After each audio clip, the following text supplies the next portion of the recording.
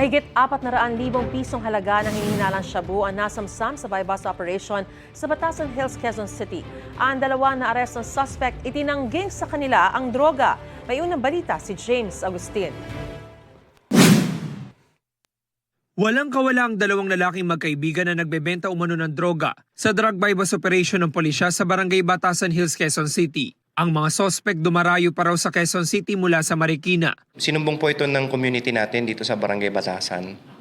Then eventually, binalidate namin kung totoo, series of surveillance at cited namin sila sir na nagtatransact. Nakuha mula sa mga sospek ang nasa 60 gramo na umano'y shabu na nagkakalaga ng 408,000 pesos. Inaalam pa ng pulisya ang source ng droga.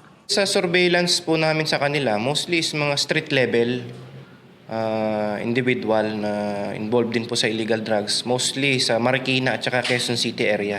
Specifically dito po sa Barangay Batasan Hill. Mostly ng mode of transaction nila is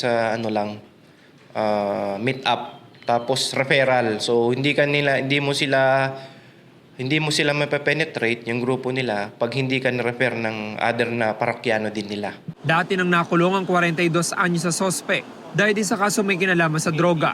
Ang 31 anyos niyang kaibigan, newly identified drug personality ng pulisya. Itinanggi ng dalawa na nagbebenta sila ng shabu. Hindi naman sa amin yung droga na yan. Pero kayo po ba yung nagbebenta ng droga? Hindi sir. Dumating po ako dun. Andun na sila eh. Wala ko alam eh. May nakuha ba sa inyo droga? Wala ko sila nakuha sa akin sir. Maharap ang dalawa sa reklamong paglabag sa Comprehensive Dangerous Drugs Act. Ito ang unang balita. James Agustin para sa GMA Integrated News. Gusto mo bang mauna sa mga balita? Mag-subscribe na sa GMA Integrated News sa YouTube at tumutok sa unang balita.